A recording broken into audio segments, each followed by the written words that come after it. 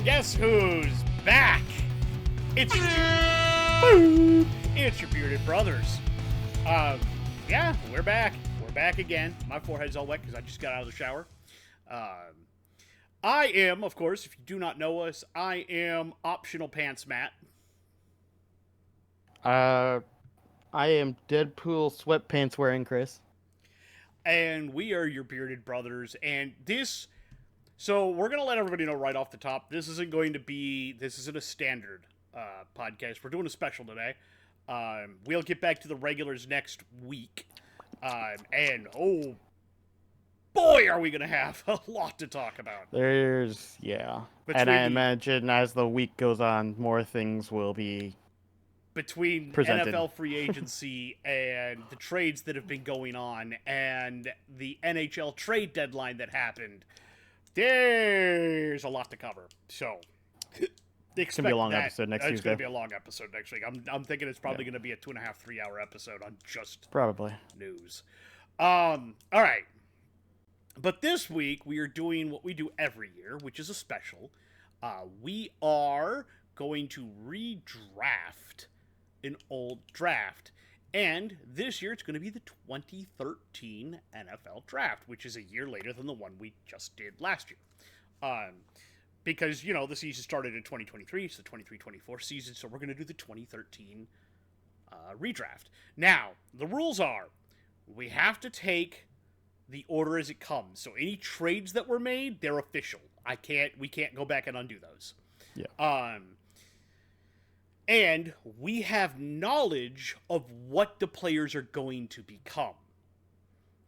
We are not going to factor injuries into this. So if a player's career was shortened by injury, we can still look at what they had. For example, last year, as Chris was noting with RG3, we can't say what would have happened had he not played through that injury and had a long career. Correct. So looking at what he did do, where if you can project that forward, what would he have been?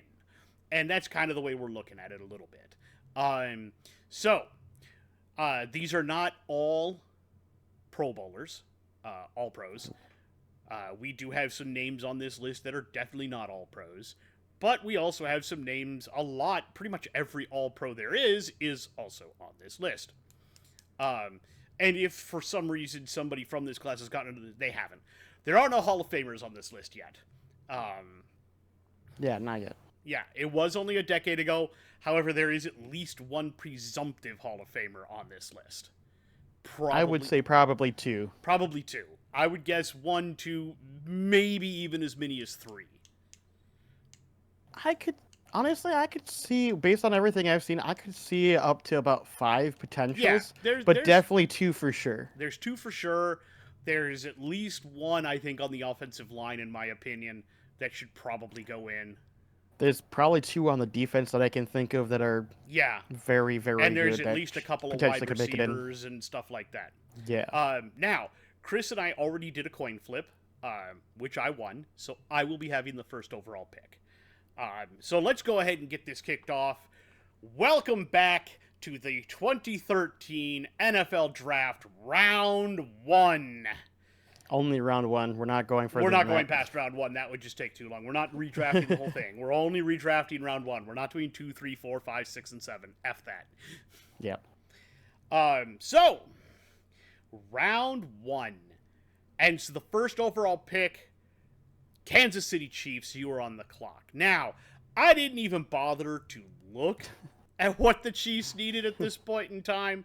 I do know that in their Funnily enough, I did look, and knowing what your pick's going to be, it actually does make sense because they do actually need a improved player at that position. Yeah, because I believe they're coming off of, didn't they have for the longest time, they had, what's his name who went to Atlanta? Gonzalez, right? Gonzalez, yep. Yep. So, I mean, everybody who knows anything about this draft knows that the player I'm about to pick was picked in the 3rd round initially. The initial pick here was Eric Fisher, which wasn't a bad pick. He stuck around for a while. He made a Pro Bowl, at least one. He was decent.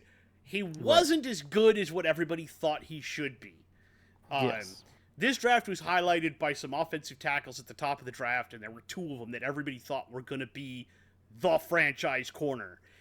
And neither one of them turned out to be that. In fact, the third tackle pick turned out to be better than the first two picks. But we'll get to that. Yeah, that's true.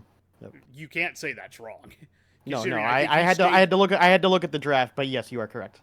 I was going to say I think he went ahead. His draft was he stayed with his team the entire time. But we'll get there when we get there. I don't know if he did. I think he did. He might have. Did he retire with them? I don't think he went anywhere else. We'll talk about it when we look. But with the first overall pick, we will not be drafting Eric Fisher. Instead, we are going to take the guy they took at the top of the third round from Cincinnati. The Chiefs select tight end Travis Kelce. Look, there's nobody else that goes here. He is a no doubt. I mean, I could argue one other player, but it's definitely between the two. you could, and you're gonna take him second. I already know who you're talking about.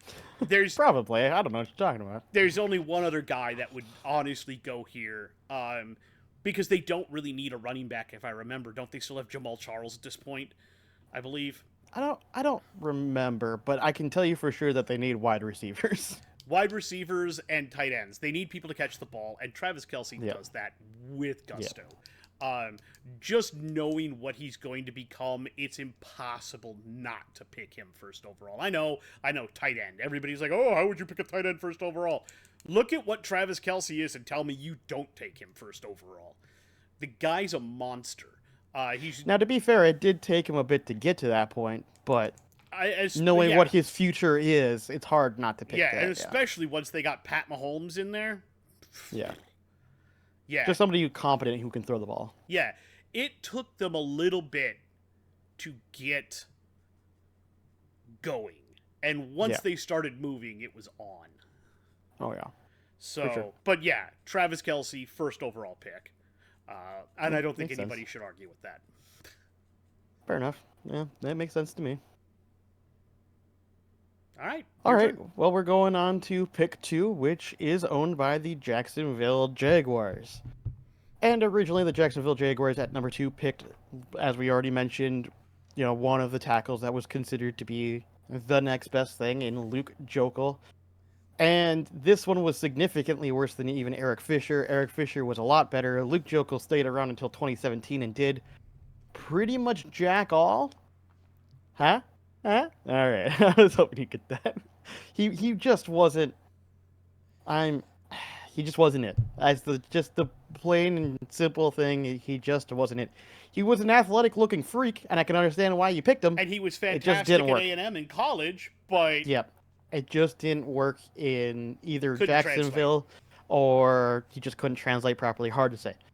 However, as I already mentioned, the Jaguars needed people to catch the football. While they didn't have the best thrower at the time, they still needed somebody who could elevate that team on the offense, because their defense actually was fairly okay.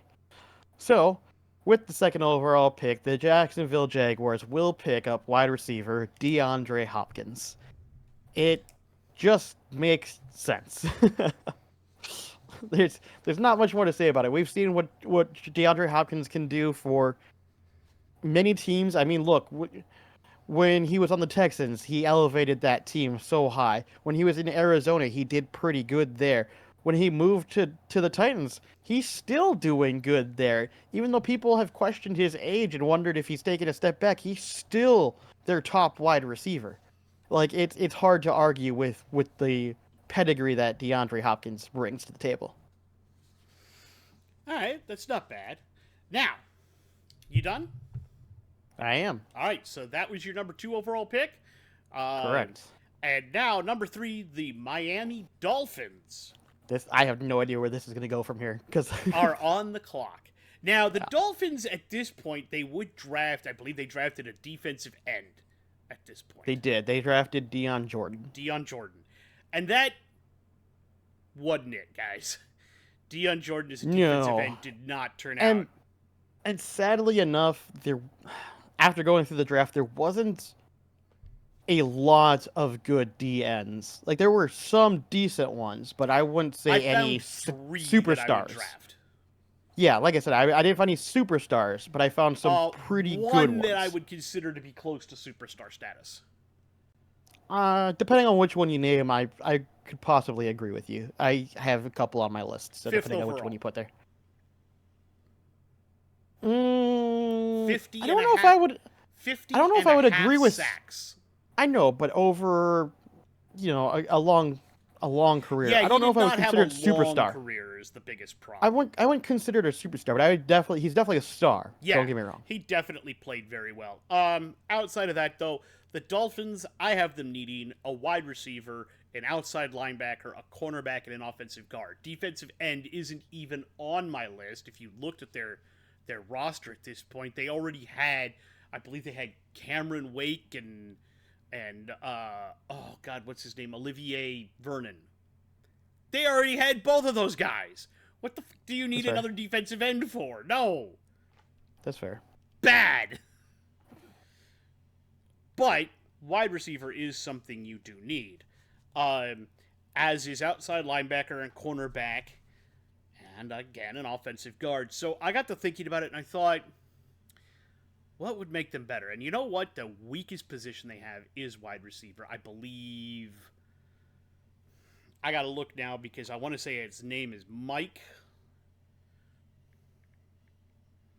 Because if I go look at their roster at the time, I mean,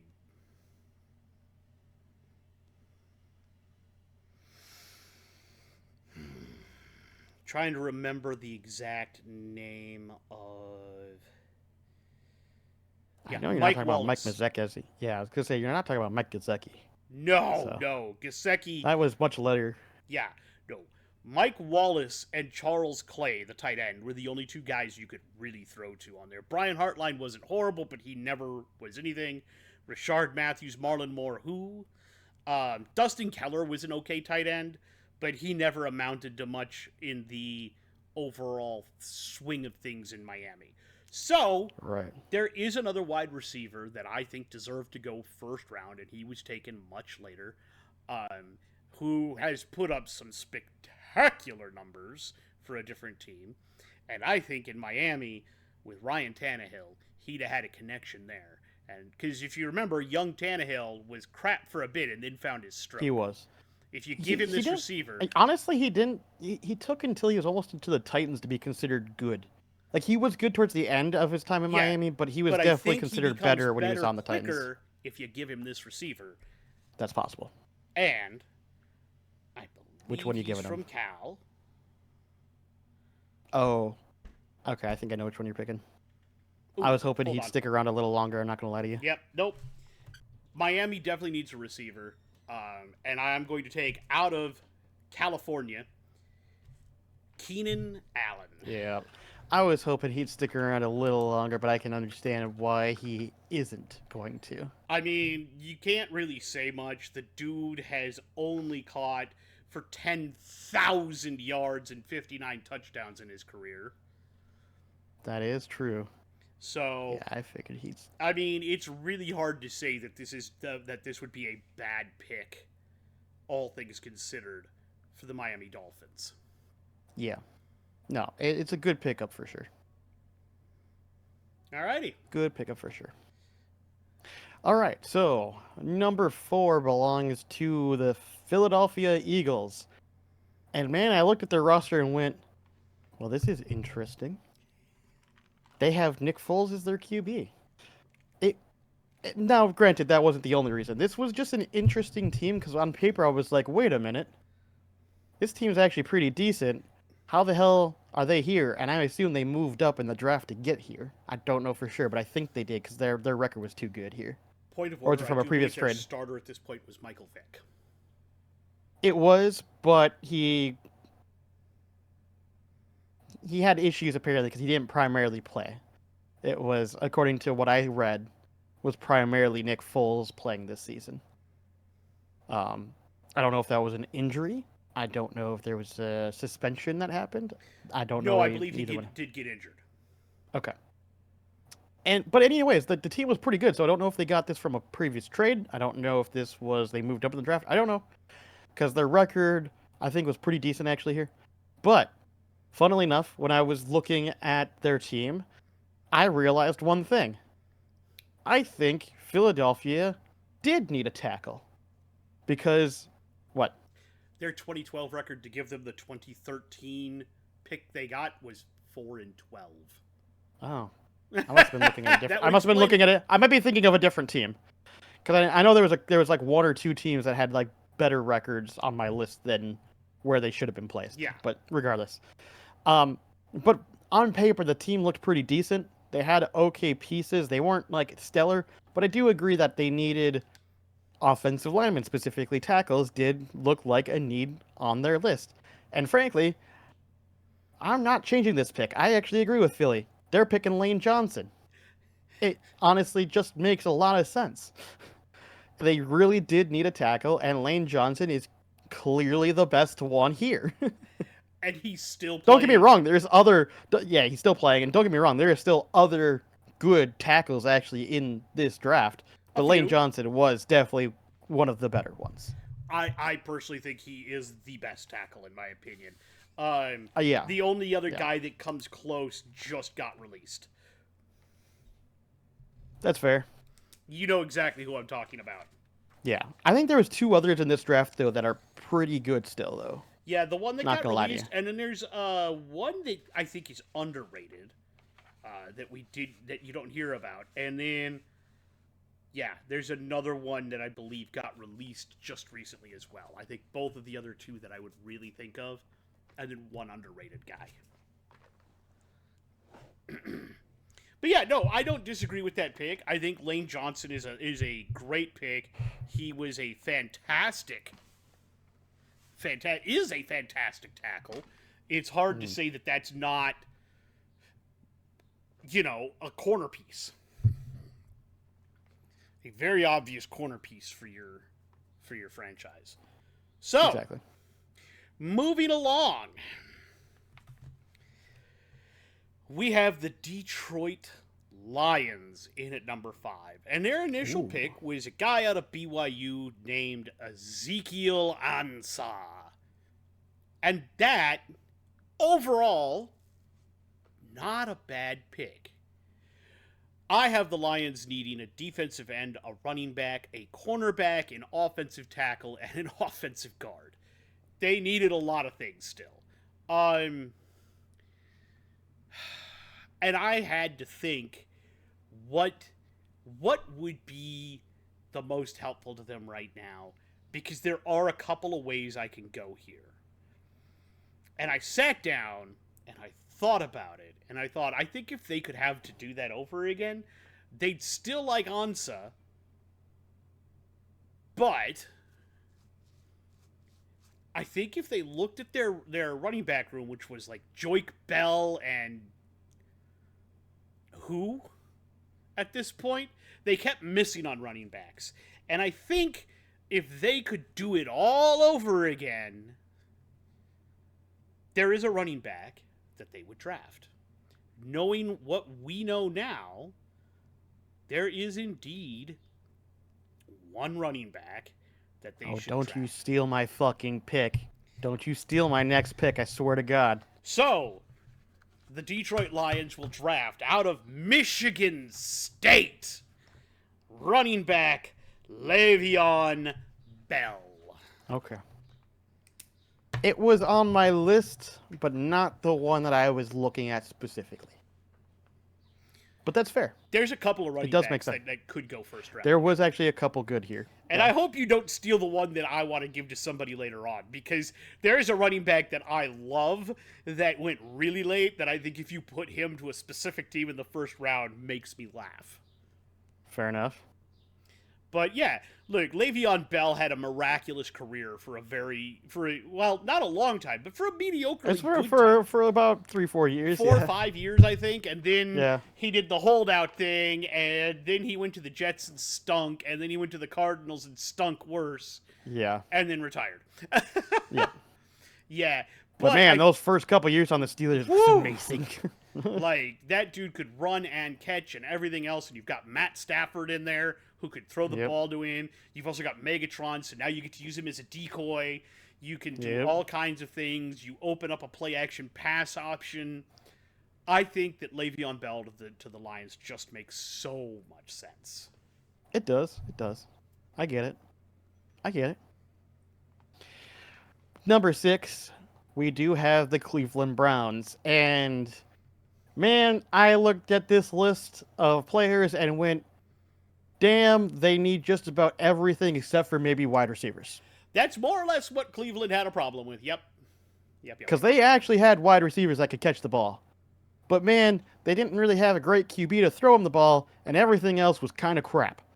But I figured that because you have some issues throwing the ball, I could pick a QB here, but I didn't like picking any of the QBs that were in this draft at this position.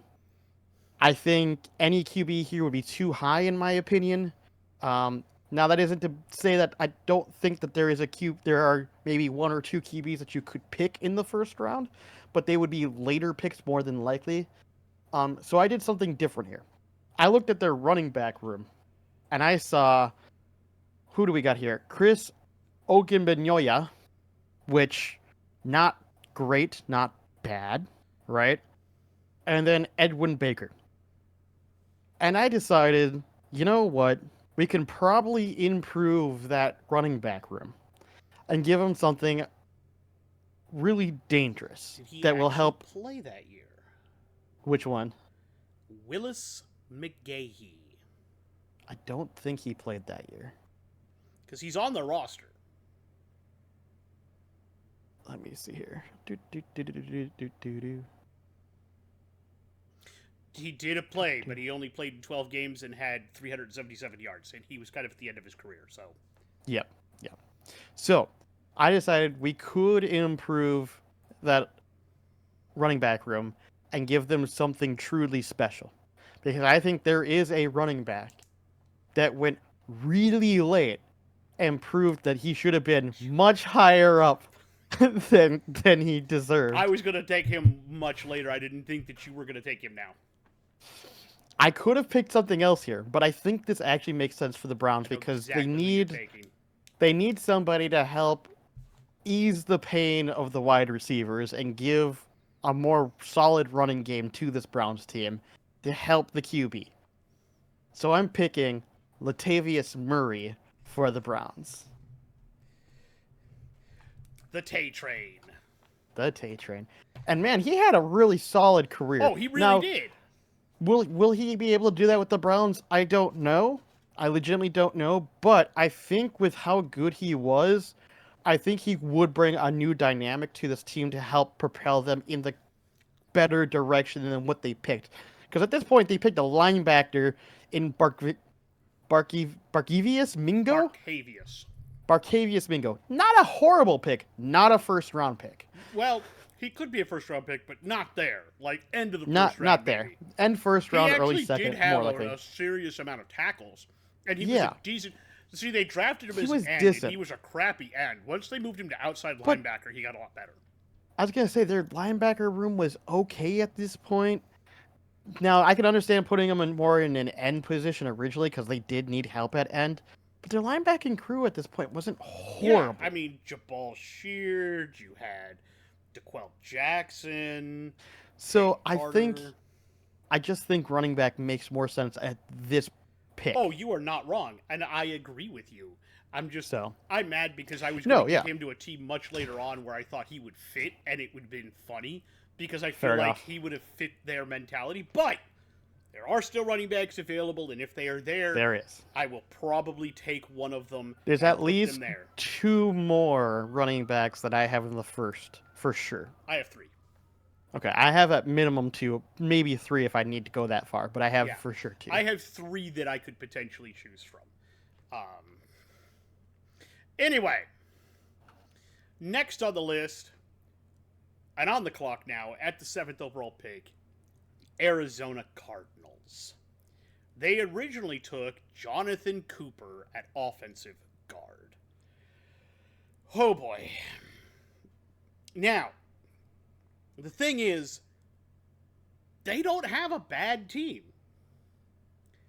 The team they have is relatively good. Um, this is the time where they had Larry Fitzgerald and Michael Floyd and Andre Roberts catching balls. This is a time where they had Carson Palmer to throw the football. They do need some things though.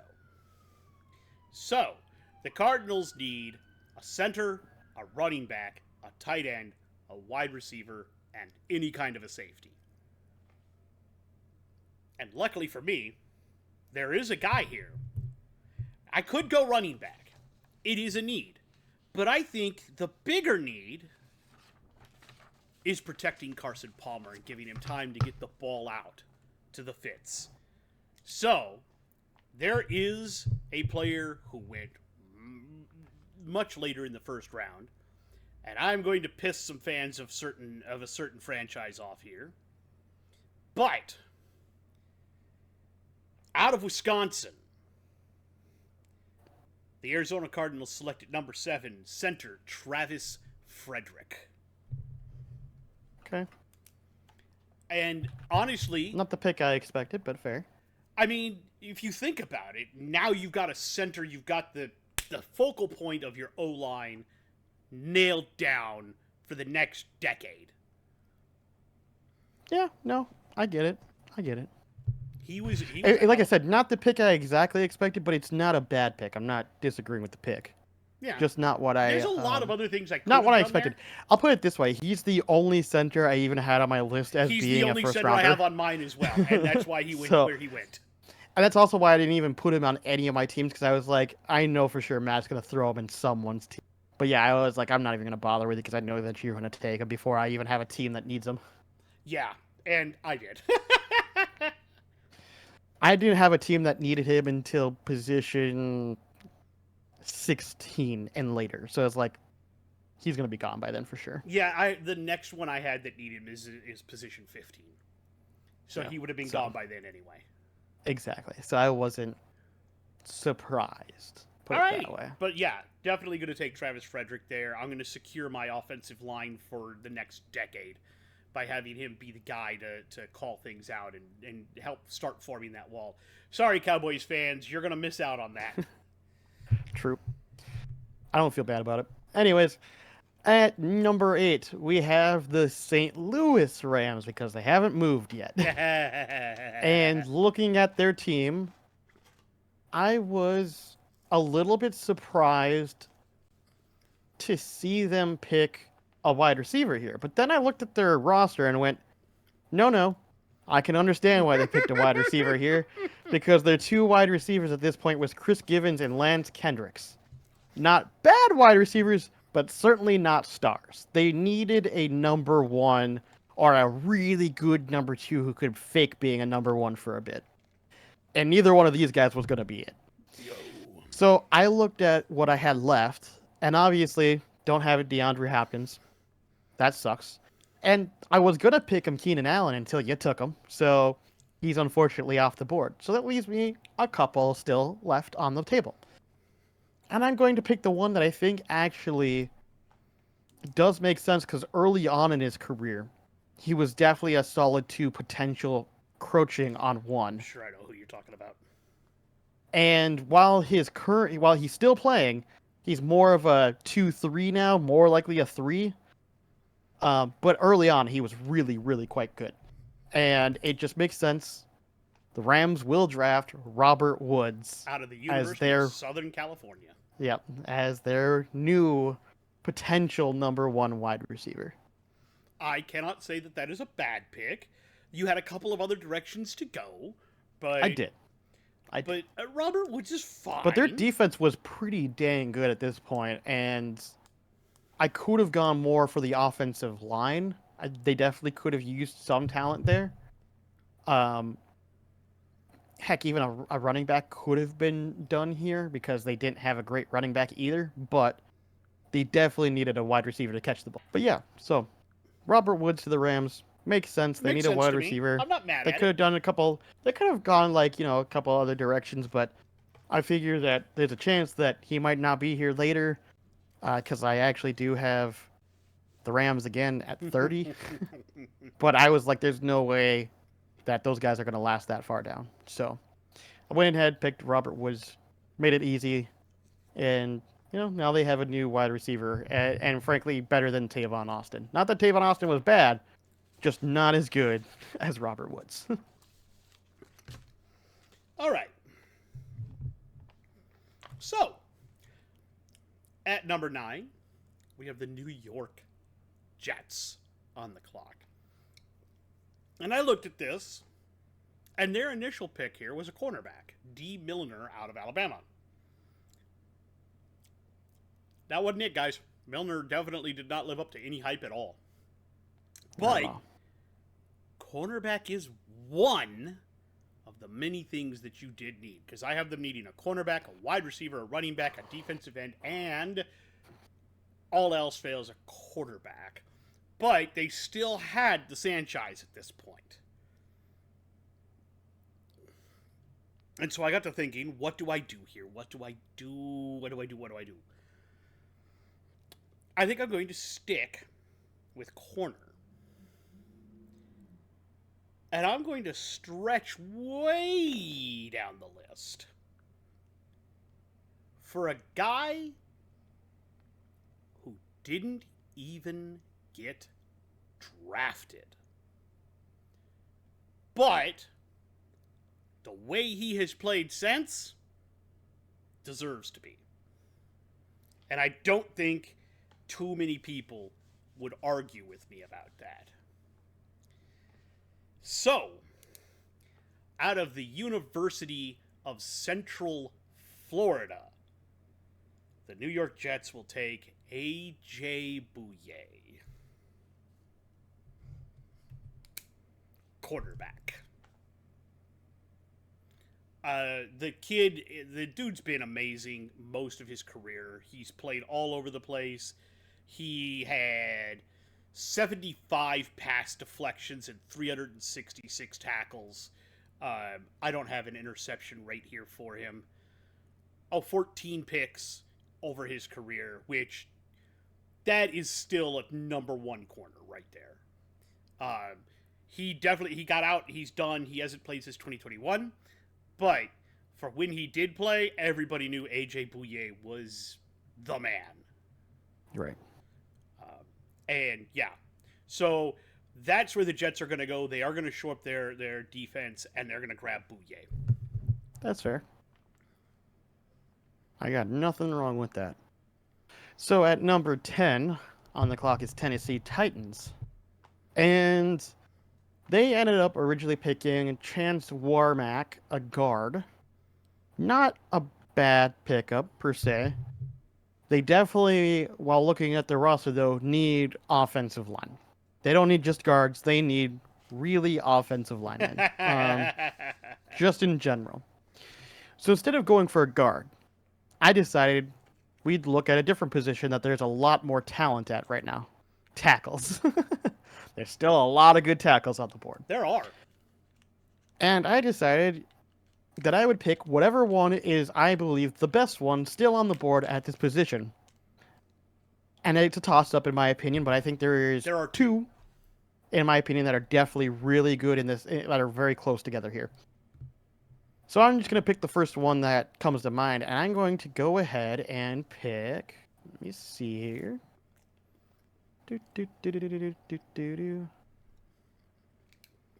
Yes, I'm going to pick Teron Armstead.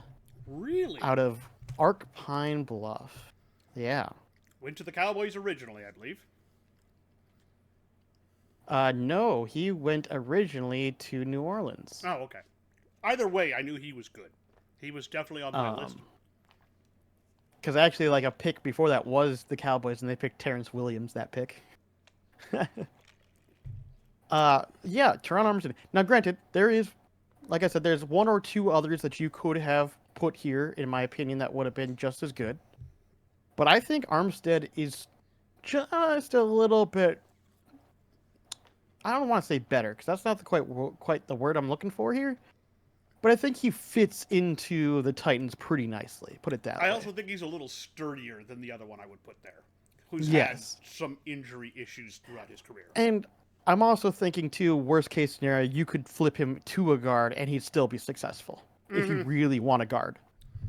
I can And honestly say you're so, correct about that. Like Skorinsky is now for the Titans. exactly. So that's ultimately why I went with Armstead, because you can easily play him as a tackle. You can put him as guard if you really want to, and you're still going to have a good success. He's just going to shore up that spot, and you're not going to have to worry about it. So there you go. Give the Titans quarterback a little bit more time to throw the ball. I will not say that what you have there is horrible. I rather like that idea. You've done a good job there. Now,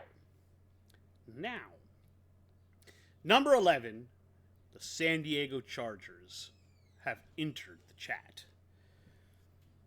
And at this point, I looked at the Chargers and I went, ugh. There's a reason they drafted Keenan Allen. Wide receiver is definitely a need. So is cornerback. Offensive tackle, which is what they took with DJ Fluker out of Alabama. And they could also use a running back at this point, because this is after LaDainian Tomlinson was gone. They didn't have another running back at this point. That's right. Yeah, that's right. They were in between him, and then they were going to get Melvin Gordon in a couple of years. Don't tell me you're going to take the one that I want later. Oh man. Probably not, actually. Although I could. There are a couple here that I like. I was going to say there's two here that I would. There are two here that I would also like. I'd be very sad to see you take right now. Yeah. There are also two more that I would love to get my hands on at this point. Mm-hmm.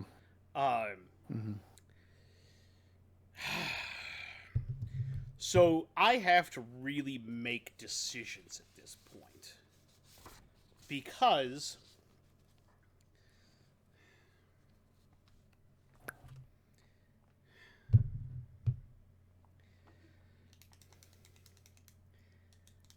there are wide receivers that are needed. And potentially, as he's starting to get older now, Antonio Gates is starting to fall off. So I could take a tight end here, too. That wouldn't be a horrible grab.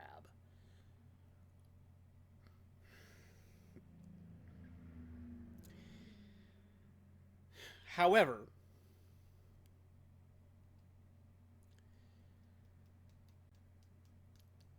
Phillip Rivers ain't getting any younger. Don't do it. So. Oh no, you're gonna do it, aren't you? I'm gonna pull that trigger. I was hoping he was gonna last a little bit longer. Nope, he's gonna go right here. And I really, it was between him or thumb flipping up either a running back or a wide receiver. There were a couple of things here that I could have gone with, but out of Colorado, San Diego will take the offensive tackle, David Bakhtiari. Yep. I had him, honestly, I had him going at 20 to the Bears. He wasn't going to last that long. I didn't think he would. I didn't think he would, but that doesn't mean I didn't have hope. Because if I didn't grab him here, I was probably going to grab him at 15. Because they also need a tackle. I'm just sad. It's okay. But yeah, that was what we meant by what I was saying when I meant, the other guy had a bit more of an injury history. Bakhtiari has had some injury issues. Yeah, he did. So, next on the clock at 12 is were they considered Oakland Raiders at this point? They were. The Oakland Raiders. And I looked at this team and went, ugh! You need a little bit of fucking everything. And so I literally went, I'm going to pick what I think is the best available player, period. And the only thing that they had going for them was they had some decent defenses. Like, they had okay defense. And I was deciding, do I continue with going defense, or do I go something as to the offense. Because originally they picked here, let me check. I believe they originally picked a DB and DJ Hayden. Not the choice I would pick there, but you know what? I understand your thought process. And I'm going to go with a classic Raiders mentality and just pull a guy that, you know, some people say has issues. And the Raiders are known for picking up people that have issues who are athletically gifted, who have a lot of talent. And the Raiders just, let's be honest, it's basically an Al move, right? The Raiders are interesting and they just like athletic freaks. And I'm going to continue that trend because, frankly, why not? We're going to role play as the Raiders for now. And they're going to pick up Tyrann Mathieu. Oh, I forgot to put him on my list. Not there no more, anyways. Doesn't matter, anyways. He's gone. But no, He's gone. That makes so much sense. That makes a lot of sense for the Raiders. Because you could play him at corner, but most people moved him to safety, and that was a great position for him. Exactly. And the Raiders, somebody they like needed Matthew both corner with and that, safeties, to be honest. with that swagger and that attitude, that he would have fit right in with the that. Honey Badger, baby. Yep, would have fit in with that team, easy peasy. 100%. I'm not even mad about that. That makes perfect sense. All right. Coming back around. Number 13. Back to the Jets. Now, initially here they picked a defensive tackle with, I believe, Sheldon Richardson. Sheldon Richardson. Not a bad pick. No, certainly not. He was a great player. I believe he might still be playing. No, he was done in 21. Okay. I know he played for us for a little bit too, I believe. He did. Yep. They did pick Sheldon Richardson out of Missouri, which I'm not going to smack them for. That was a good pick. No, it was a good pick. But there are a couple better picks here. And I kind of went, And the answer to me came up no. I think they needed somebody that was more of a defensive end. And seeing how he hasn't been picked yet and is still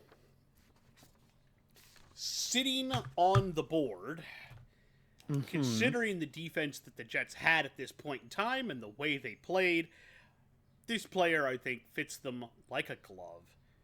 Okay. I'm going to grab out of BYU Ezekiel Ansah.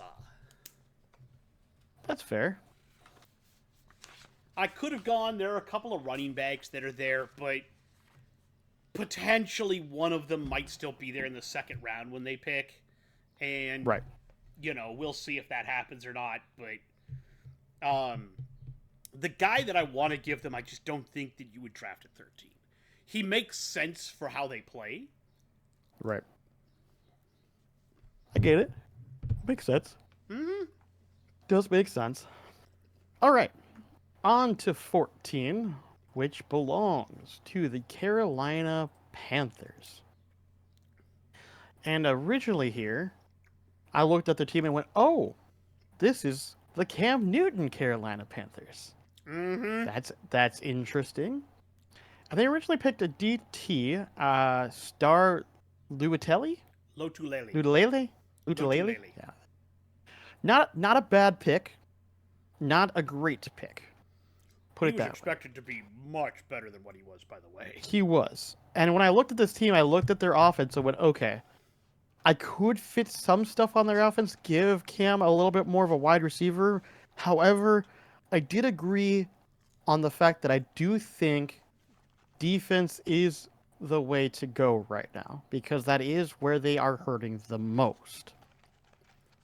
And I was trying to decide, do I stick and pick up another defensive tackle, or do I pick up a defensive... Because there is one that they already picked later on. That was really good. Or do I go for a defensive back, which they also do really need? And there's a couple that are of those really... too.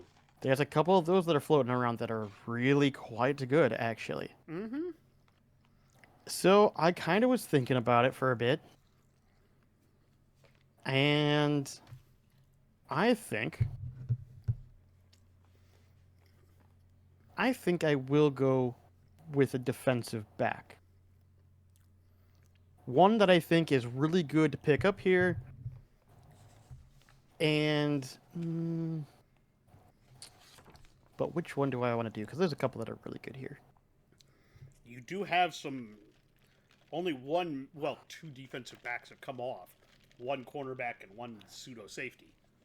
Yeah, and like I said, they need pretty much everything on defense. Like there is, like maybe the only thing they don't need is like an edge because both their edge they got Charles Johnson and Greg Hardy, which are actually were pretty decent for the time. Those were amazing, by the way. So they don't really need a DE, but pretty much everything else they could use pretty decently. So it doesn't matter which defensive back I go because, frankly, they need just players that could play multiple positions, frankly. And man, I'm having a tough decision because there's like three of them I'm looking at that I really think would fit very well. You know what? I'm gonna do it. I'm gonna shoot my shot, and we're going for out of Mississippi State, Darius Slay. I will not say that's a bad pick. I think it makes sense here. It does. There was a couple others that I was really looking at that I thought would fit very well too, but I think out of all the options, he is the best that can do multiple positions and do them quite well. I don't disagree at all. Um, there were a couple of others there, but I think overall that you got a good one. Yeah. All right. Next on the clock at 15 is the New Orleans Saints. Whew. And I looked at this team and went, okay, you've got some problems here. I mean, you've definitely already got quarterback and tight end sewed up. Your defensive ends are pretty good. I'm not going to flub you about that. I mean, if you look at it, they also initially had Terran Armstead, which helped them a lot. But tackle was definitely a position they needed. Also center, because your centers were either Brian De La Puente or a guy they drafted named Tim Lilito. So, yeah, centers are definitely something you needed. I will say that what they drafted here was Kenny Vaccaro from Texas, safety. Not horrible. They do have a decent running back room with Travis Cadet, Mark Ingram II, and Darren Sproles. Hard to say that's not good. Their wide receivers at the time were Robert Meacham and Marquise Colston. Again, can't say that's horrible. Jimmy Graham is a tight end, and this is in Jimmy Graham's heyday, so again, that's pretty good. And then on defensive ends, you had Cam Jordan and, unfortunately, would get injured, Will Smith. Inside linebackers, Vilma. You had all kinds of people floating all over this. Junior Gillette at outside linebacker, Lofton at inside linebacker. So really, I looked around and I went, okay, so what do I really need? I mean, you've got Charles Brown on one side, but you definitely need an offensive tackle. You definitely need a center. But there are no centers left that I would take. So overall, what I broke down that they needed was a defensive tackle to play in between Jordan and Smith, and any sort of a cornerback. They were pretty decent, not great, but okay with Roman Harper and Malcolm Jenkins at safety. But you didn't have really any corners at this point. So, I've got a couple of ways I can go here. I can either try to protect Drew Brees, which wouldn't be horrible, but I think there's enough there that I think it's all right. I'm going to add to the defense. The question is, Okay. where do I want to add on the defense? Do I want to grab a defensive tackle or do I want to grab a cornerback? Because there are several corners available. There are also some really good DTs. And I think I'm going to grab one right now. Okay. So, I am going to grab a guy who got a little further down here. Let's see if I can find him. There he is. Out of Purdue, I'm going to grab the defensive tackle, Kawan Short. I could have gone with Richardson. I personally like Short a little bit better.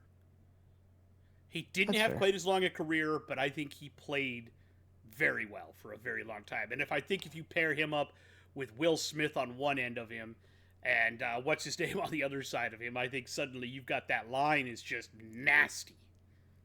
Right. So that's where I'm going to go with the Saints. They grab Kawan Short at 15. Fair enough. I can understand that. I can. At 16, we have the Buffalo Bills. And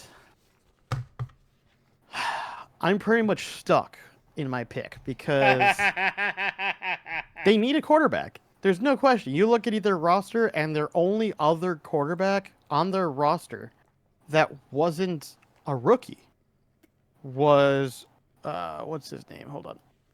Thaddeus Lewis. So they have to pick a QB here, right? Like, there's no question that they had to pick a QB here. As much as I look at their wide receiver room, especially now that they don't have Robert Woods, I go, okay, they do need that too. But they need a QB. They don't have a lot of choices here. And unfortunately for the Bills, there isn't a lot of good QBs here. But I decided that I would do the one thing that I could do for them, which is they picked a QB here originally, EJ Manuel, and we know that didn't work out. So, rather than picking the same thing, knowing what the same result is, I'm going to pick a different QB to see if maybe this would work out a little bit better. Not saying it would work because we've seen what this QB has done on the team that he was originally drafted by, but maybe it would have been different on the Bills. We don't know. You know, that's the whole point of this. We have no idea how things would have developed differently. So, with that being said, I am taking QB out of West Virginia, Geno Smith.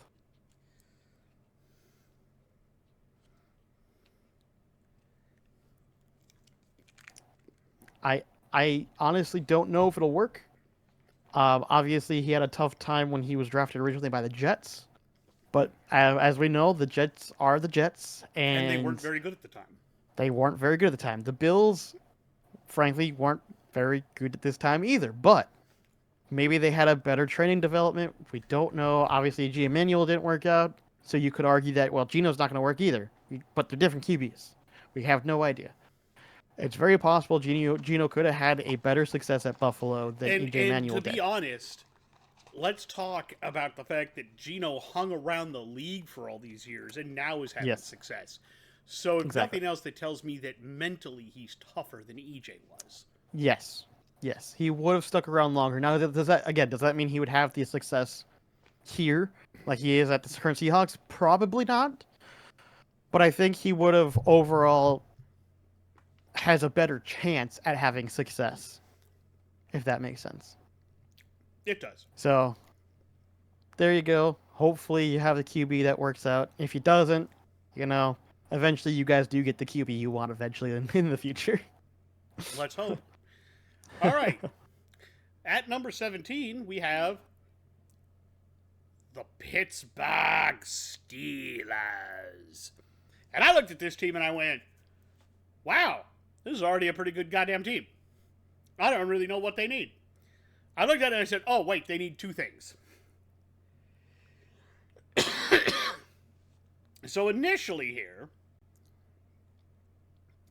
the Steelers would select Jarvis Jones, a linebacker from Georgia. Guys, you don't need a linebacker. Stop that! Bad! Bad Steelers. You need a wide receiver and you need a running back.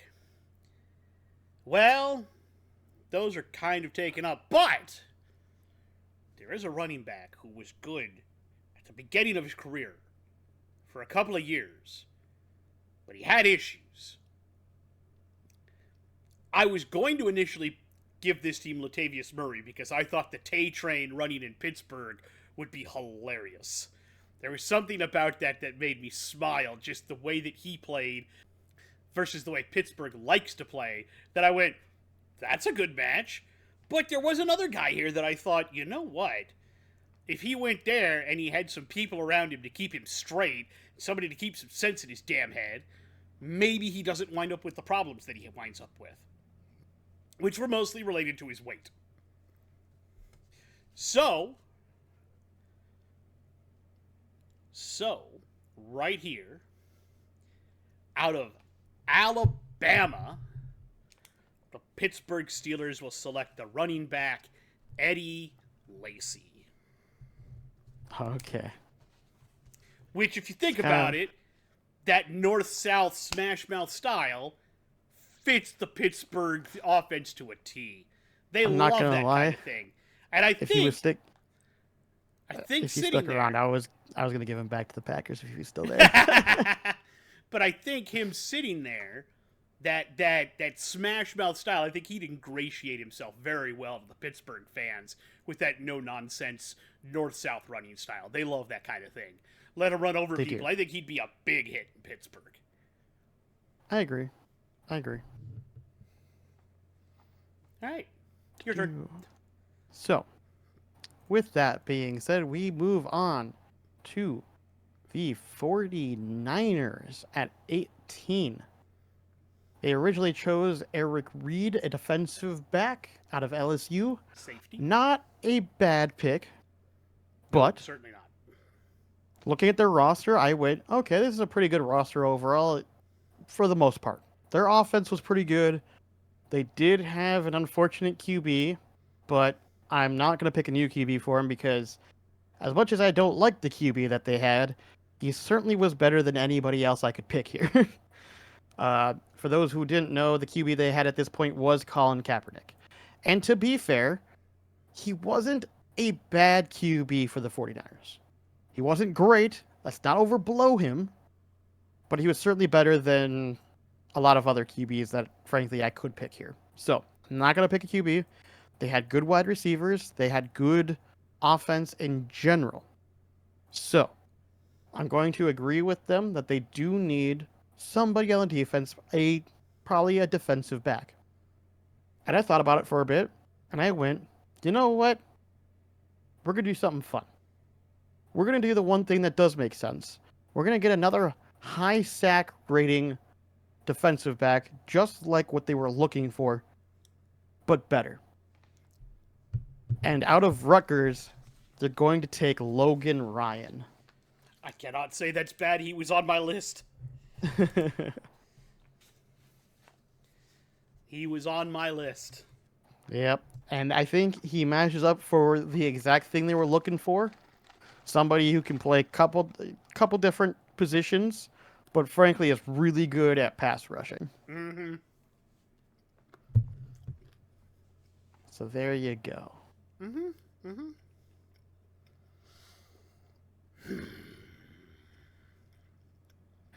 Now what you gonna do with the Giants at 19?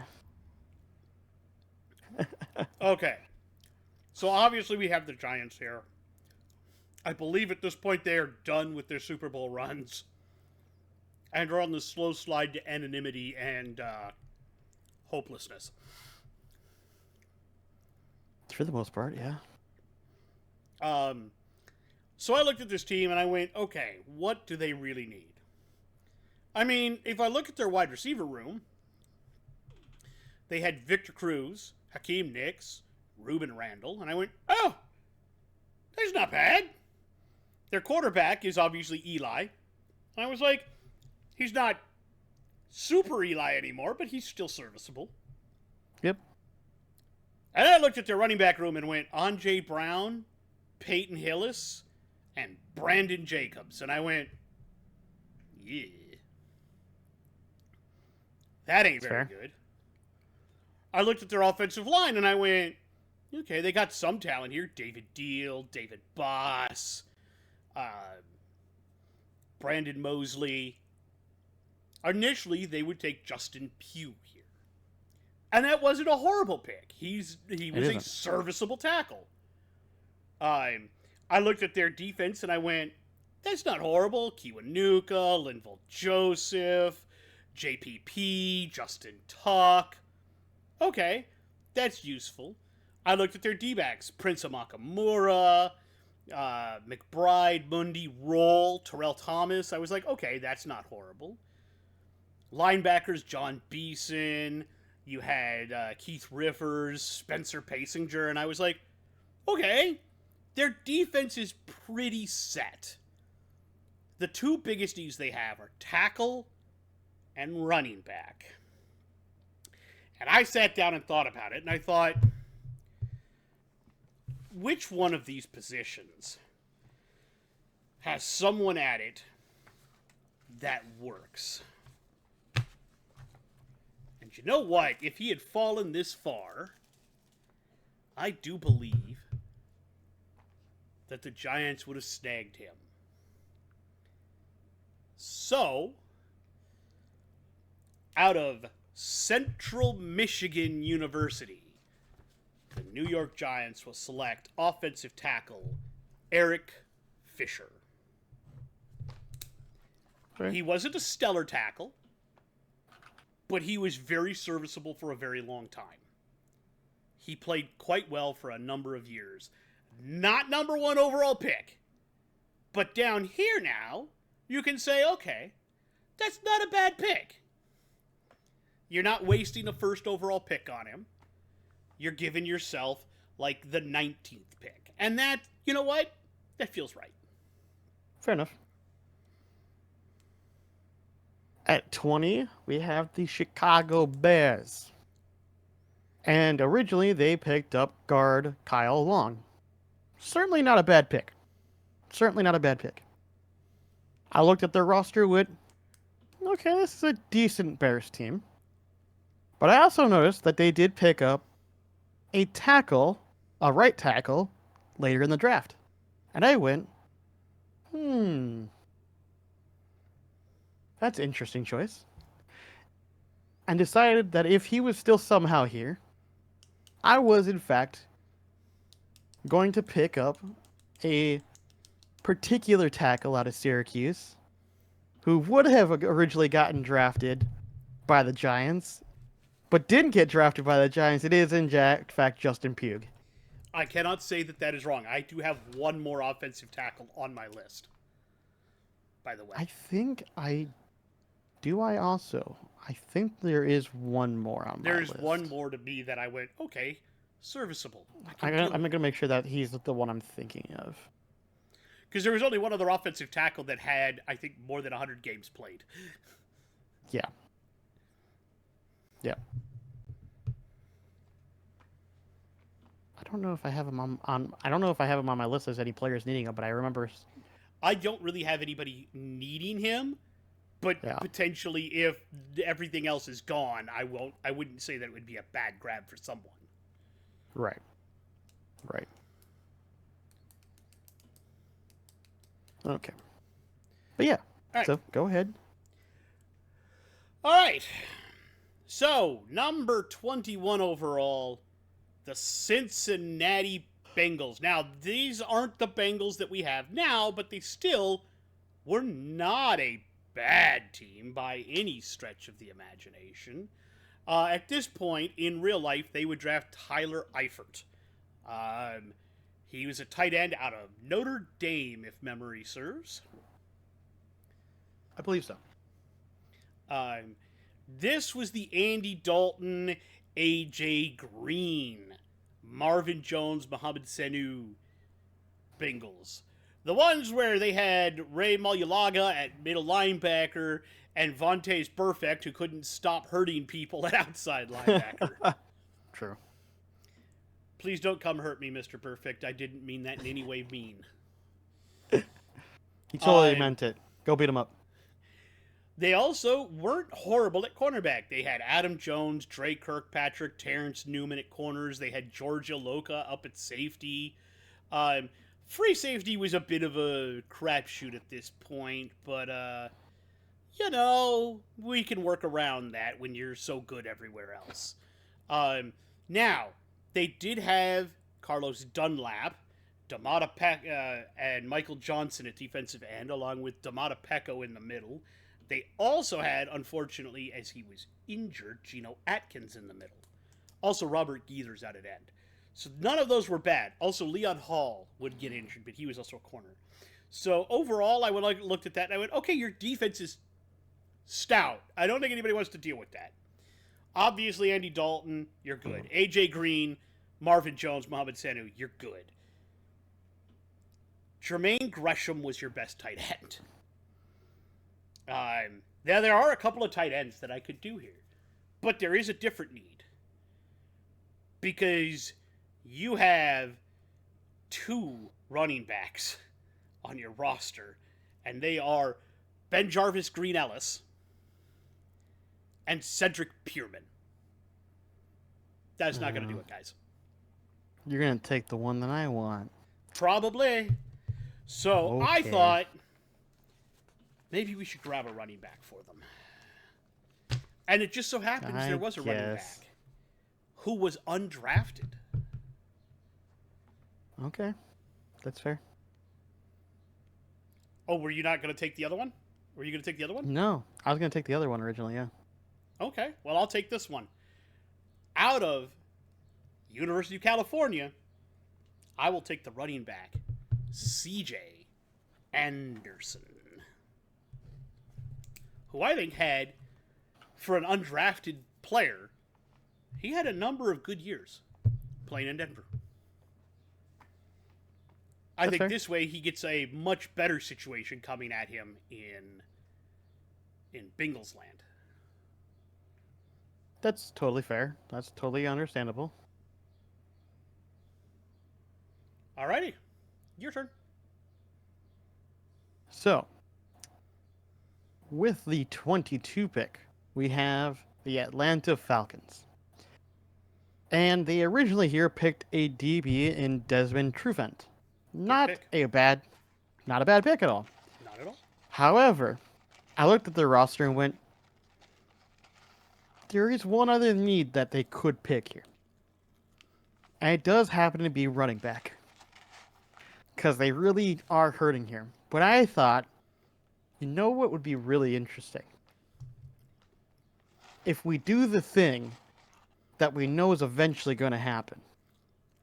And just have this guy who's supposed to be a wide receiver and swap him into a running back. Just like the Falcons originally did. So we are going to have the Falcons draft Cordell Patterson.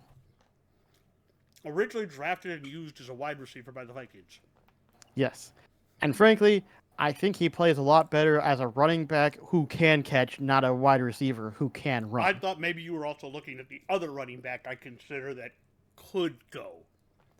There is one team that I have that still has that running back on their list if he happens to still be there. I would really like to get him to that team, but I have a feeling that there's a very good chance he won't make it there, but we'll see. There is a chance. But I think the Falcons picking up Cordell Patterson makes a lot of sense here. We already know that he has success at that team later in his career as a running back. It just makes sense sending him there now, swap him to running back right away, and have him be a dual threat out of the back. I think that would have elevate worked a lot this better team for him as a player. Yeah, it would have worked better for him as a player, but I think it would have elevated that team to a better degree as well. Yep, I'm not saying that you're wrong for that. All right. At 23, we have one of 3 picks that the Minnesota Vikings have in this draft. Now, the Vikings at this time are in desperate need of one particular place they're not going to get. They need a quarterback because their current quarterback situation is ponderous, to say the least. Heh. And that was a joke on Christian Ponder, in case anybody missed that. The one thing they don't need is a running back. That slot's sewn up right now. They still have AP. So what do they need? Well, they need a wide receiver because their wide receiver room is aging. And initially they picked Cordero Patterson in a few picks out of Tennessee to hopefully be that quick wide receiver they wanted. That never worked out as well as it should have. I feel bad about that. I wish that would have worked better than it did. But can't live in the past. Gotta move to the future. They also had Jarius Wright, Greg Jennings, and Greg Childs. Jennings was the only one that was a real threat in that room, although Jarius Wright wasn't horrible. Greg Jennings was definitely the big threat in that room, and he was aging out fast. We had John Carlson as a tight end, and Kyle Rudolph. Both would unfortunately get injured. So what else do we need? Well, thankfully our O-line is pretty good at this point. We still got Matt Khalil, and he's still performing at a halfway decent level. Phil Lodeholt is also performing at a decent level. John Sullivan at center is doing well, and Brandon Fusco and Joe Berger are also doing pretty good at this point. So we don't need to worry about that. On defense, we have Jared Allen on one side and Brian Robinson coming off the other, along with Everson Griffin. I think we're good on defensive end. We also have Kevin Williams plugging up the middle. But what we don't have for Kevin Williams is a partner. So maybe DT wouldn't be a horrible grab. In terms of linebackers, we had Chad Greenway on one side and Marvin Mitchell, who was disappointing, on the other. We had Aaron Henderson in the middle, and that wasn't horrible. That worked out decently for us. And on our defensive backs, we had Robert Blanton, Andrew Sendejo, and Harrison Smith for most of your safeties. And at cornerback, we were, shall we say, thin. I believe that would be an appropriate term. Thin. So let's go ahead and fix that right now, because we did eventually draft a cornerback, but not here. Initially here, we drafted a defensive tackle, but there is a cornerback here that has slipped down to us that I can honestly say I'm very happy to be able to get my hands on, because I think he played very well for a number of years, and I'm going to snag him right here. So out of Washington, we will draft the cornerback, Desmond Trufant. That's fair. That makes sense. I think that fixes our cornerback room much better than Rhodes did. Yeah, I would agree with that. I'd agree with that. All right. So, after that, at 24, we have the Indianapolis Colts, who originally picked a defensive end in Bjorn Warner. Bjorn Warner. Okay. And it would probably be pronounced Werner, but nah, whatever. Germans. Either way. Exactly. Well, I don't know. That might actually be. Okay, I was gonna say that name almost looks more like a Swedish kind of name. No, that was German. All right. So, regardless, I was gonna say even Finnish, even possibly, but anyways, regardless, it doesn't matter. I think, looking at the Colts team, that I do agree that they could use a defensive end here. I don't think this was the correct defensive end to pick here. Not even close. And I'm going to pick one of the ones that I think is one of the best in this class, that I'm surprised wasn't considered I don't know, a higher pick, put it that way. And let me make sure that I get this right. But I believe he comes from Texas. He does indeed. Out of Texas, they are going to pick Alex Okafor. He was on my list. I have one more on my list for defensive ends. I had one more as well. I'll bet you we have the same one.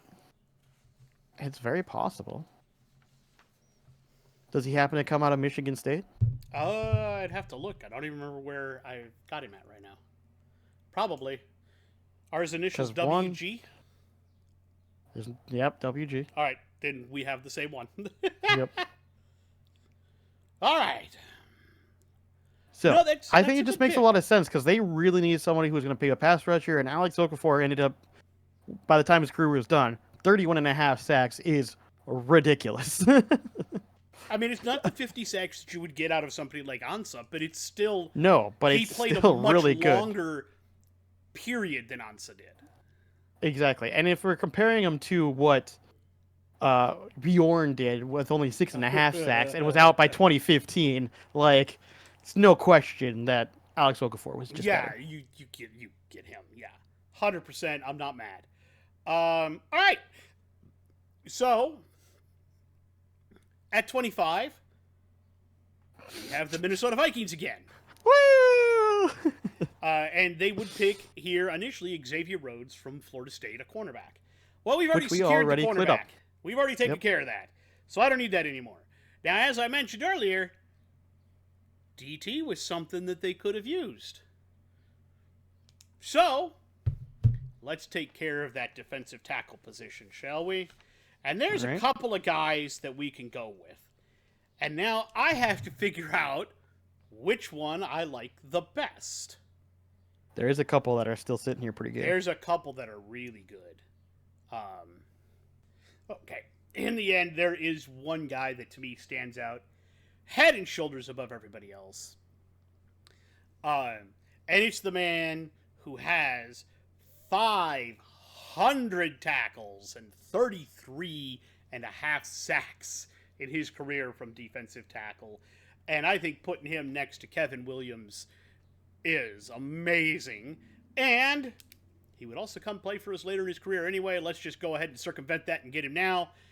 Out of Missouri, the Vikings will grab the defensive tackle Sheldon Richardson. That's fair. Might as well. Might as well.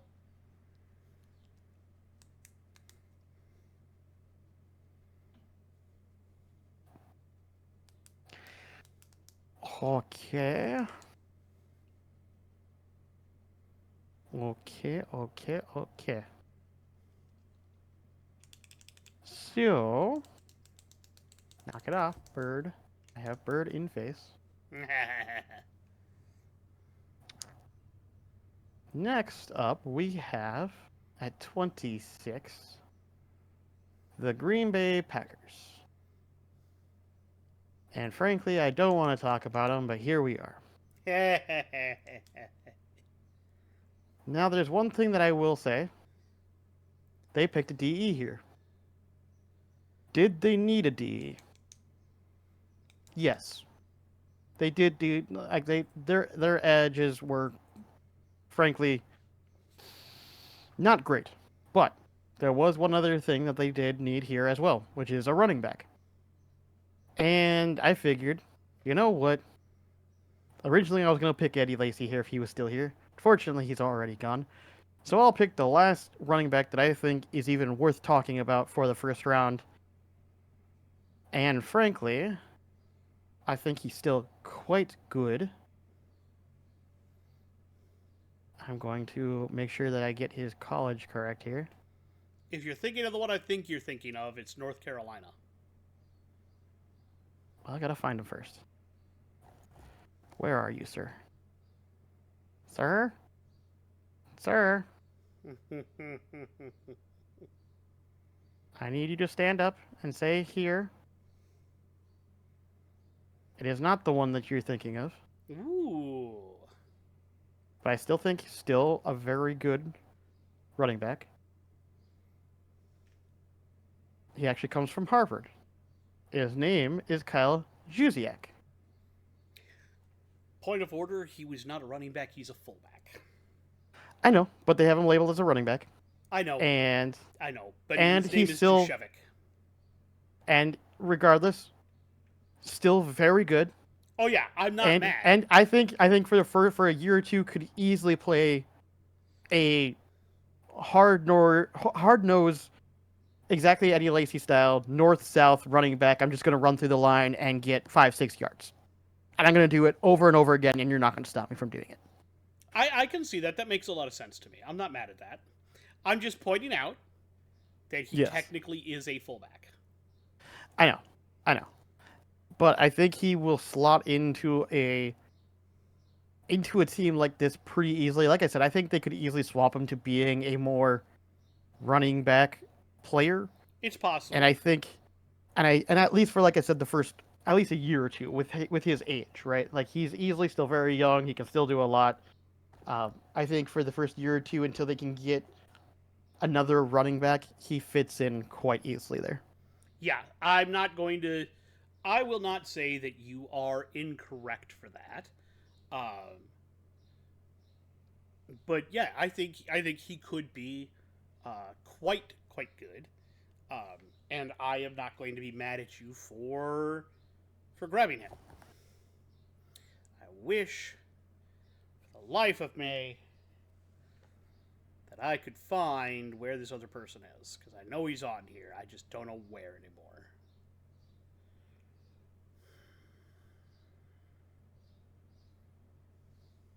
You said the other one was from North Carolina, right? The running back, yeah. Yeah, I see the other one already. But I that's can not the one I'm understand why thinking you of. would. Huh? That's not what I'm thinking of right now. No, I know, but I'm saying I can see why you would think I would pick him, looking at his I mean, he could run and he could pedigree. catch. Yeah. He was good at both things, and he was quite Yep. shifty. Yes. Uh, I'll do it this way.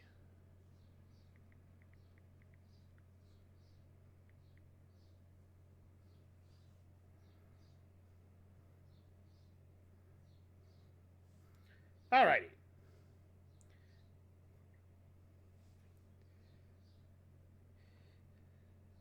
So, the next team on our list is the Houston Texans. And here, they would pick initially DeAndre Hopkins, the wide receiver out of Clemson. But as we know, he's gone. And here's the other question: did they really need a wide receiver here? I posit that that's the least of their concerns at this point. Looking over their roster, I would say they have a bigger hole on both defensive end and cornerback than they do at wide receiver. So the question now is, what do I want to do with that? Well, there is still a defensive end left that I feel should have already been drafted in real life, but that did not happen. So, what we're going to do is take the guy who had 420 tackles and 20 and a half sacks in his career, and out of Michigan State, the Houston Texans will draft the defensive end William Golston. Well, fair enough. I mean, overall, I think that fits them quite well, considering what we're looking at in their room right now, which is they have J.J. Watt on one side, but you've got nothing on the other. If you put Golston in there with Watt coming off, now you can't just double Watt because Golston will kill you. So I think doing this makes some sense. That's fair. That's fair. Um, duh, duh, duh, duh. All right, your turn now. Believe you are back to So, the Rams? no, not yet. At 28 is the Broncos. Right, right.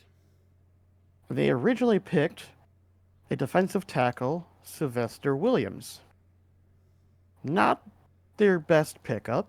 No. And in fact, I agree that they do, in fact, need a defensive tackle because if you look at their team, this is the time where Peyton Manning was involved. And they had a pretty good offense, actually. Yep. Their defense was decent, but it could be better. And I thought, rather than going with a defensive tackle out of Sylvester Williams, we'd go for a different defensive tackle. One that played in Ohio State. And his name is Jonathan Hankins. He was the one I considered for the Vikings alongside Richardson. Yep. There were actually I three. think There's one more that I would consider to be a starter. there is one more here that I think that's a pretty good starter too. Yeah. But I think John Hankins here makes a lot more sense over Sylvester Williams 100%. I think he'll slot in a lot better. And frankly, I don't think it's a bad pick. So there you go, Broncos. All right. And we have come back to the third of Minnesota's first round picks this year. Can you fix the Vikings? Initially, they took Cordero Patterson here.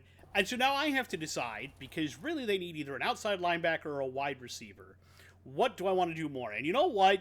There's a wide receiver here that would go to Minnesota anyway, but he would go as a UDFA. And I'm going to take him here over the outside linebacker because there is an outside linebacker I would not mind getting my hands on. But I want to wait a year for that. I'll probably look at something like that next season because I've already fixed both the defensive tackle and the cornerback position, and getting them another outside linebacker seems like overkill at this point. So let's go ahead and give the ponderous one a weapon, and now that we know what he's going to become, I want to make sure I get his college right because he's out of literally nowhere. Out of Minnesota State College at Mankato, I believe. It was. Minnesota will take Adam I got a Thielen. That's fair.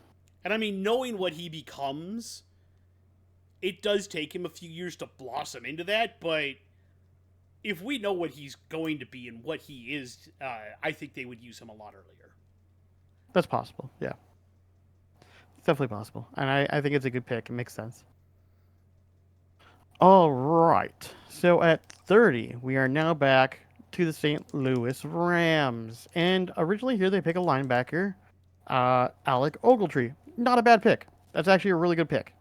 I'm not gonna smack on that pick. It is actually one that I consider keeping and leaving here. But I think there's another linebacker here that is just as good, has less overall tackles than Alec Ogletree does, but has a higher sack rate than Ogletree does. And I think having that extra sense of being able to push the passer might be more what they're looking for. And so, out of Iowa State, I'm going to pick A.J. Klein. Not bad. I thought you were going to go a different direction. Fair enough. I was debating between the two of them there, but I like Klein just a little bit more. I'm not going to say that you're wrong, but there was another outside linebacker I liked there a little better. But that's just me. And Klein's more of an inside linebacker, but that doesn't really matter. In this case, with the way the Broncos have, they need both. The Rams, so it doesn't. The Rams, sorry. They kind of need both, so it doesn't really matter. They really kind of do. Okay. So, you had to do a distasteful team, and now I do. At 31, we have the Dallas Cowboys. And I started thinking, so what do they need at this point? Well, they don't need a quarterback because they still have Tony Romo. They don't need a running back because they have DeMarco Murray. They don't need wide receivers because they have Des Bryant and Cole Beasley. They don't need a tight end because they still have Jason Witten. Now, they also happen to have, you know,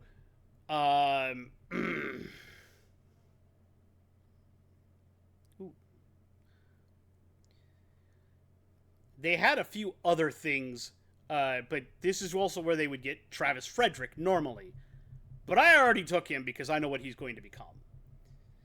And they already have Tyron Smith as part of that tackle line. They've got a few other pieces that are decent there. They have Terrence Crawford and as a defensive end, George Selvey, Anthony Spencer, DeMarcus Ware. So I started looking around and I said, where are they the weakest? And there was one position that popped right out and hit me in the face because there's absolutely no way they aren't the weakest here. And it's been something that I smacked on them for years about and always said it was the one thing that let them down repetitively. Because when you're working with Brandon Carr, Maurice Claiborne, and Orlando Scandrick, you need to add to that group because that is not going to get it done. And I will add someone here who I think fits the Cowboys' mentality fairly well. And he fits Jerry Jones's need for a flashy player.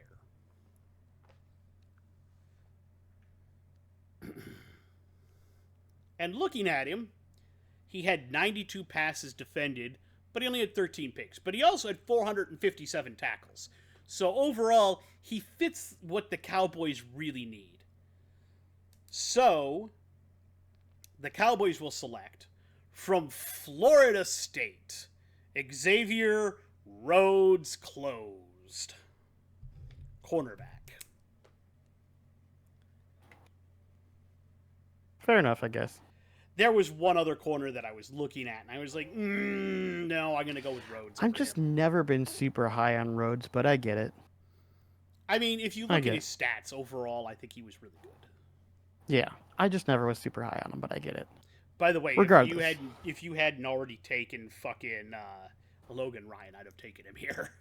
Oh, yeah. I took him forever ago, though. Yeah. All right. So, we're now on the final pick of the first round, which belongs to the Baltimore Ravens. And I thought there's a lot of things I could do here. Because while they are a fairly complete team, there are two things that I thought they could possibly use. They could go with a new wide receiver to help kind of back in Joe Flacco, maybe somebody who could be more of a number one. But I didn't really like the options I had left. Don't get me wrong, Marquise Goodwin is definitely a good wide receiver. I just don't think he is going to be a number one guy like you'd want him to be. But then I noticed they don't really have a tight end that's really good. And I thought, you know what? It's not that far removed from where he got picked originally.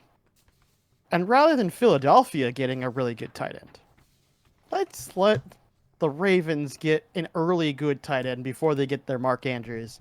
And I'm going to pick out of Stanford, Zach Ertz.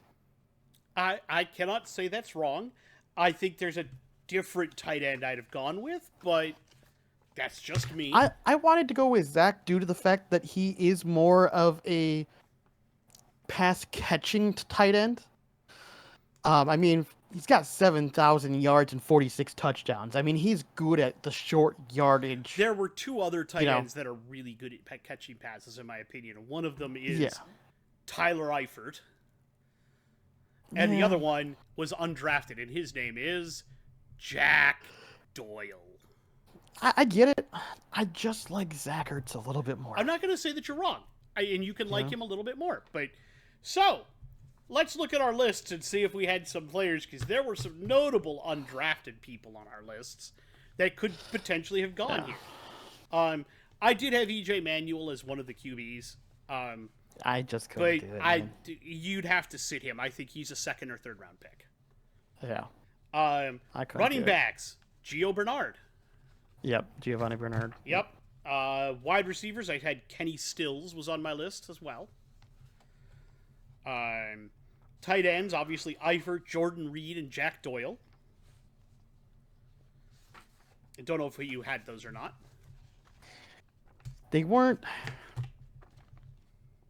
I had Eifert, but I just didn't think he fit a lot of the teams. Like, there just wasn't that many teams where I thought, yeah, tight end is their major need. Like most of the teams had Yeah, other had big other needs. things, and I think the tight ends are going to slip into the second round. Yeah, exactly. Offensive tackle that I had left was Ryan Jensen. Oh, yep, Ryan Jensen. Yep, I had him on my list. And then, of course, 3 guards, Long, Larry Warford, and Brian Winters. I thought about putting Warford with one of I forget, it was like there was one team that picked a guard that I thought about doing it, but I ended up picking a tackle instead. Yeah. I think He it was the on my Bears. list. It was the Bears. Yeah, that's right. Because Long was a good pick for them. Yep. In terms of defensive tackles, I still had Brandon Williams left. Yeah. And then, of course, the OLBs, Jamie Collins, Alec Ogletree, and Barcavius Mingo. Yep. ILBs, Kevin Minter. Kiko Alonso I could see as a... I didn't really have him super high on my list, but I get it. And Vince Williams. Okay, yep. Corners, I also had Robert Alford. I didn't have him on my list. And then, of course, safeties, Reed, Vaccaro, Micah Hyde, DJ Swearinger, and Jordan Poyer. I had Micah Hyde and Jordan Poyer on my list. Yeah. Thought about it, didn't pull the trigger on it. Yeah, I never pulled the... I could have for Dallas as well for that one, by the way, instead of Xavier Rhodes. I could have very easily pulled a Micah Hyde or a Jordan Poyer there, and I don't think... Or even a Kenny Vaccaro, because, Dallas, Texas to Dallas, that's something that I think Jerry Jones would love. But true. The Xavier Rhodes Florida State thing is, again, that's a big name thing, and you know how Jerry is. He is, yeah. So, no, I think overall that went very, very well, I think. And I do believe, honestly, I think if the Vikings had done... I considered Jamie Collins for the Vikings, by the way. That was something I did consider. Or Barcavius Mingo. Or Alec Ogletree. Any one of them would have been pretty good on the Vikings. I would have put Micah Hyde almost to think about it, but yeah. Well, they didn't really need... The thing is... They didn't need it as bad, He's more of a safety, and they were pretty good at safety at that point. I just feel like Micah Hyde or Jordan Poyer could have played corner okay. They could have played like a nickel corner or something. Yeah. And that, not bad, but I already took care of the corners when I grabbed Trufant. So I was looking at like, okay, I've already got a good DT with Sheldon Richardson. I grabbed, Trufant to shore up the corners. I need to do something for the wide receiver room. And all of the really good wide receivers were gone except for Adam Thielen. And we know what he becomes, so it's hard to say that that's a bad pick. Right. So, that is our round 1 redraft of the 2013 NFL Draft. Let us know what you think about all of that. Did we do it right? Did we fuck up? Do you disagree with any of the things that we picked? I think overall we did really, really well. I think that went a lot better than I thought it was going to. So, surprisingly, a lot of the teams, like there was a lot of offensive linemen and defensive linemen in this draft that I think were more drafted than anything else. Like we didn't have, in comparison to our last draft, we did not have nearly as many running backs or wide receivers or QBs moving. This was much more of a... Only one QB, only one QB, yep. 4 running backs, 5 wide receivers. But I think the last draft we did, I think like almost half of our draft was... over half of our draft was wide receivers, tight end, or wide receivers, running backs, or QBs. Like, we were very offensive heavy last draft. This one was much more... If you look at the O-line and D-line, we had 1, 2, 3, 4, 5 O-linemen, 6 if you include Travis Frederick from the centers.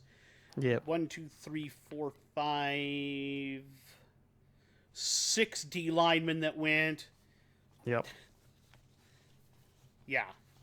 This was definitely a heavier draft of the trenches, so to speak. Yeah. And if you look at the original draft, that was the case as well. Yeah, Which is why, that was actually true. We just basically changed out players that we thought were better in those positions than what if was you originally looked at picked. the original draft, it went tackle, Defensive end, tackle, was it defensive end, defensive linebacker, end? guard. Yeah, defensive Yeah, end, Deion Jordan, and then defensive tackle, end, tackle, defensive end. linebacker, Yeah, and so guard, then wide receiver, then back to yeah, it defensive was back, guard, definitively tackle, this defensive draft back. was definitively mostly about the trenches. It was called, I believe, if I remember right, when this was coming up, it was called a necessary and good draft, but a non-sexy draft.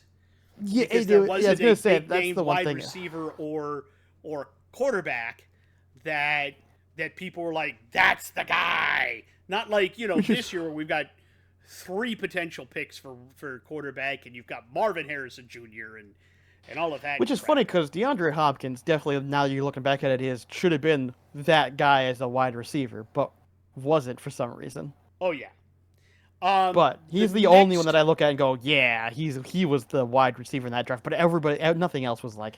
The next draft is an interesting one because there's a lot of talent that went off the board in the first round that I look at and I go, wow. Yeah. There's a whole string of them that you just went, oh wow, everybody seems to know what the fuck they're doing. But there were also some ones where you went, why'd you pick him there? And so the next draft, do you think you can name the first overall pick? I'll give you a hint. The 2014. Team that picked I don't know him if I signed him before they picked him. I didn't watch that draft. Defense or offense? Defense. Still plays today.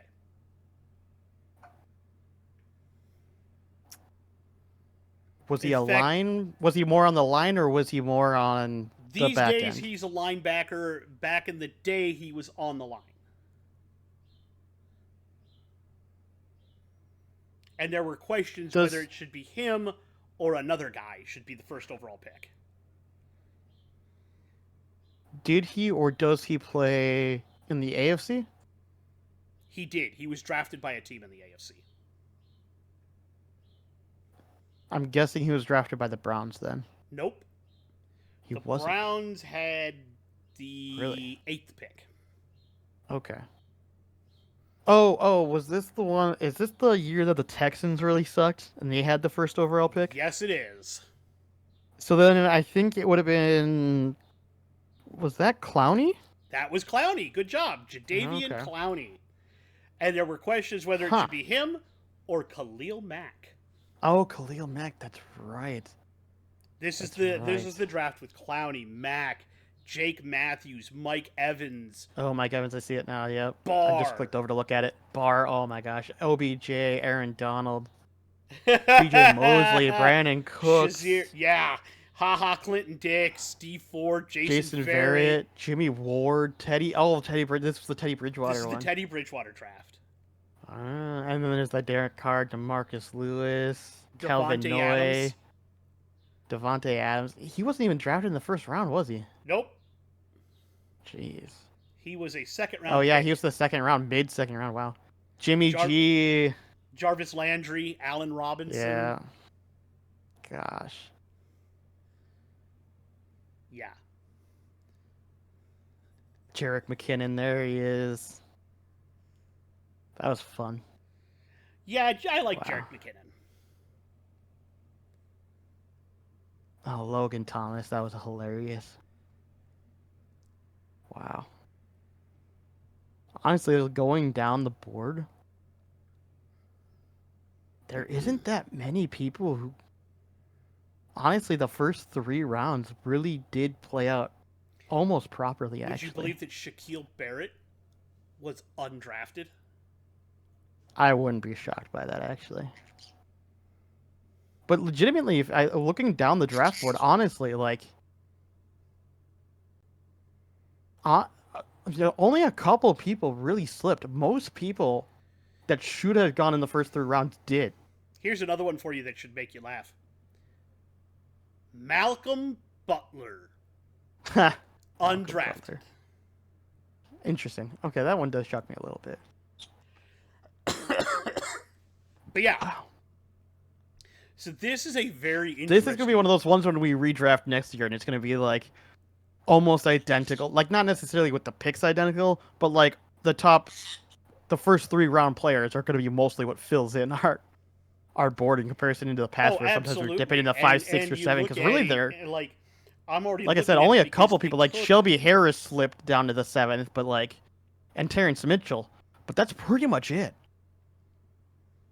Really, like I said, most of the people you expect to be considered good were picked in the first 3 rounds. Exactly. Wow, wow, wow, wow. Interesting. That's gonna be it's gonna be an interesting draft next year for sure. Because there also aren't that many, like, there were a couple of quarterbacks that were interesting, and I don't think. Like I said, I mean, obviously he had Jimmy G, Derek Carr, and Teddy Bridgewater, but that's And I the don't think main three. either of them last down to where I would pick them. Derek Carr, Bridgewater, and Jimmy G, I could see potentially being first rounders, but it depends on the team, really. Like for example, Jacksonville picked Blake Bortles, right, in the Yep. third as their third overall pick. If they are that QB heavy, I would swap that out with one of those 3 and think it's better. Just straight up. Yeah, because they only had, if I look at them right now, Mm. Bortles, Henney, and Stephen Morris, who was also another rookie. Okay, yeah. So any one of those 3, I think, would be better than Bortles. Yeah, you can't go, no, you go, yes. Just which one? But that's about it. Like depending on the team, like maybe you look at Minnesota at this point. Who did they have? Were they still running Castle at this They point? were still running Ponder at this point. And that's why they No, drafted. no. This is when they. Yeah, you're right. They had Ponder and they picked up They Teddy picked up Bridgewater. Bridgewater. So I still think that's a good pick if you look outside of what happened to him. But like you were saying, potentially they go instead and pick Derek Carr, Or right, Jimmy G. or Jimmy G, and Jimmy G. As much as I don't like him now because of his injury history, we don't know if when he was younger if he had that same issues or not. Exactly.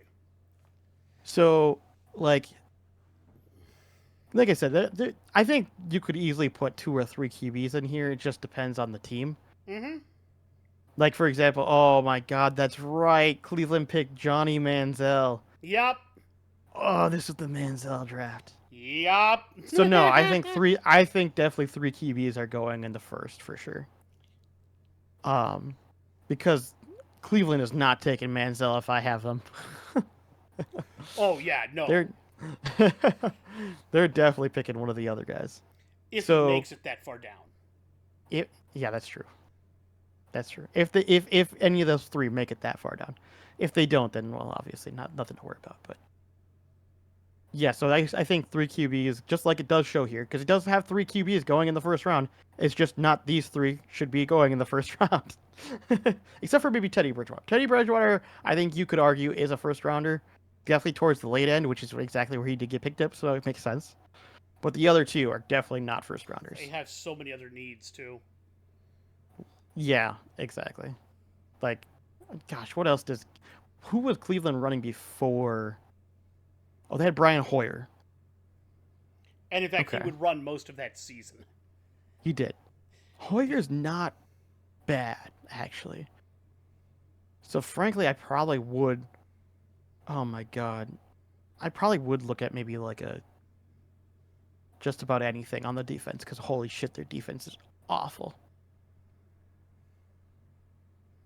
Except for their safeties. Their Their safeties running were pretty back room decent. was shit as well. Their running back room wasn't great. Their wide receiver room was passable at best. Because their best wide receiver was Well, according to this, it was Andrew Hawkins, but who was it actually? suspended. Which one was it? Hold on, let me see if I can find out who it would have been. Which one makes the most sense? There's a name that should jump out at you. It wasn't Josh Gordon, was it? Yep. He was actually suspended? He was suspended at this point for all of his substance abuse issues. Oh, that's right, yeah. So, like, they could easily go for that or a running back. And frankly, let's see, what do we have for I There mean, aren't very obviously many Mike good running backs. Evans, The best one, in my opinion, Sammy Watkins. No, I'm looking at wide receivers at this point. I'm Oh. thinking that makes more sense. Sammy Watkins, Mike Evans, like OBJ, Brandon Cooks. Like there are plenty of good wide receivers here. If a running back gets down that far, like Devonta Freeman. True. I could see that. Was there a running back that even went in the first? I don't think there was. No, there wasn't. I don't think there was either. No, there I think wasn't. the earliest picked one was Second round, Sankey? Bishop Sankey. Jeremy Hill, no, I wouldn't pick either one of those. Carlos Hyde, he was okay. Charles Sims and Trey Mason, no. Terrence West, Yeah, the Jerick Browns. McKinnon. Honestly, Jerick McKinnon, like, he's probably the best one I've seen so far. Devonta Freeman, too. Devonta Freeman was also good. Trey Mason, in my opinion, I think he got done dirty.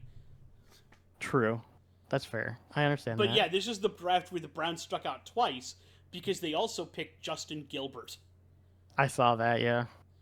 And I was like, come on, man. You missed out on Kyle Fuller, Jason Verrett, and even Bradley Roby. If you're looking for corners, come on. Yeah, this was... Okay. Either way, that'll be an interesting draft next year. That will be an sure. interesting draft. And then the one after that will also be supremely interesting because the 2015 draft, that draft is very famous for having a player who slipped because he broke his leg his senior year at South Carolina. What are you doing, Bird? At least I think that's the one that I'm thinking of this draft. Or he might be the draft. Nope, there he is. He slipped all the way to the 5th round, and it wasn't South Carolina, it was Maryland. Maryland? Okay.